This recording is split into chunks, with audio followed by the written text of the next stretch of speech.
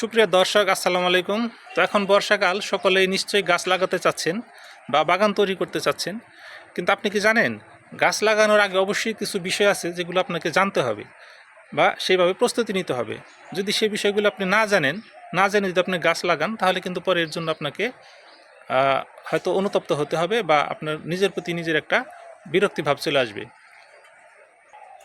তো কোন কোন বিষয় আপনাকে জানতে হবে গাছ লাগানোর আগে?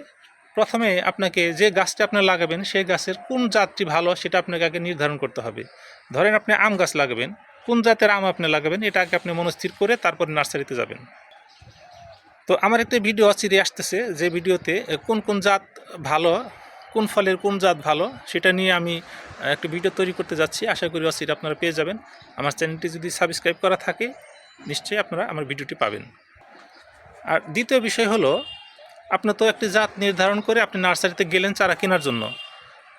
আচ্ছা, নার্সারিতে যেয়ে আপনার অবশ্যই ফল ধরা অবস্থায় একটি গাছ আপনি কেনার চেষ্টা করবেন। কারণ আপনি নার্সারিতে গেলেন, দেখা গেল যে সেই গাছে ফল ধরা অবস্থায় নাই, তাহলে সেই গাছটি আপনি সহজে কিনবেন না। আপনি অবশ্যই ফল ধরা অবস্থায় কিনতে চাইবেন।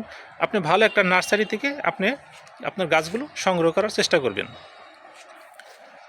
তো ফল ধরা অবস্থায় আপনি গাছটি কিনলেন, কেনার পরে আপনি সাথে সাথেই কিন্তু সেই গাছটি আপনি লাগাবেন না।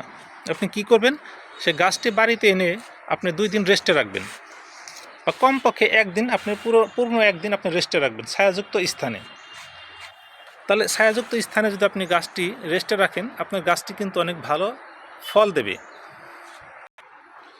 এবার আপনি যে স্থানে গাছটি লাগাবেন সেই স্থানটি অবশ্যই পরিষ্কার পরিচ্ছন্ন করা থাকতে হবে, এবং আগে থেকে যদি সে জায়গাটিতে মাটি এবং জৈব সার দিয়ে প্রস্তুত করা থাকে সে মাটিটা, তাহলে অতি উত্তম। আপনি চেষ্টা করবেন যে জায়গায় আপনি গাছটি লাগাবেন সে জায়গার মাটিটা অবশ্যই আগেই প্রস্তুত করে রাখতে, জৈব সার দিয়ে, রাসায়নিক সার সামান্য কিছু দিয়ে মিশ্রিত করে সে মাটিটা যেন 15 দিন আগেই প্রস্তুত করা থাকে। 15 দিন আগে প্রস্তুত করা থাকে বলতে মানে প্রস্তুত করবেন, তার 15 দিন পরে আপনি গাছটি লাগাতে পারবেন।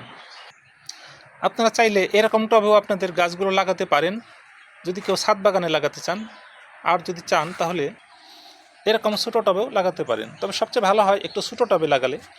কারণ ছোটো টবে চারা লাগালে সে চারাটা যখন শিকড় মেলে যখন চতুর্দিকে শিকড়টা জালের মতো হয়ে ছড়িয়ে পড়ে, তখন সেখান থেকে আপনি শিফটিং করে একটু বড় টবে লাগাতে পারতেছেন গাছটি। আর যদি প্রথমে আপনি বড় টবে লাগান, এরকম বড় টবে, তাহলে কিন্তু শিকড়টা যখন মিলে চতুর্দিকে জালের মতো তৈরি হয়, সেখান থেকে কিন্তু আপনাকে গাছটি কিন্তু আর বেশি দিন লাস্টিং করবে না। এটা কিন্তু নার্সারিদের কথা, যারা নার্সারিতে থাকে তারা এই ধরনের কথাগুলি বলেন। তো আমি আপনাদেরকে পরামর্শ দেব যে যাতে আপনারা ছোটো টবে প্রথমে লাগান এবং সেখান থেকে গাছটা আস্তে আস্তে বড় টবে আপনারা শিফটিং করতে পারেন।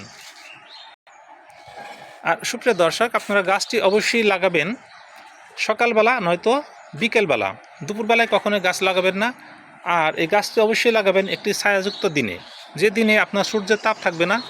বৃষ্টি বাদলার দিনেও লাগাতে পারেন, কিংবা একটা ছায়াযুক্ত ঠান্ডা দিনে আপনারা সেই গাছগুলো আপনাদের টবে লাগাবেন বা নিচে লাগান, যেখানে লাগান আপনারা অবশ্যই ছায়াযুক্ত একটি দিনে বা ঠান্ডা একটি দিনে গাছগুলো লাগাবেন।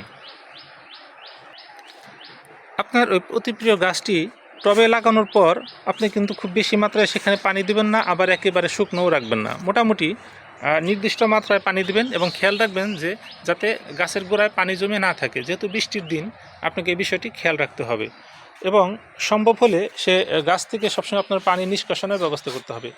যখন খুব বেশি বৃষ্টি হবে, তখন সেই বৃষ্টির পরে আপনার অবশ্যই সেই গাছের কাছে যাবেন এবং দেখবেন যে সেটার গাছটার কী অবস্থা, সেখানে পানি জমে কাদা কাদা হয়ে রয়েছে কিনা। গাছটি যাতে একেবারে কাদাযুক্ত হয়ে না পড়ে গাছের নিচের অংশটা, সেটা আপনারা অবশ্যই খেয়াল রাখবেন।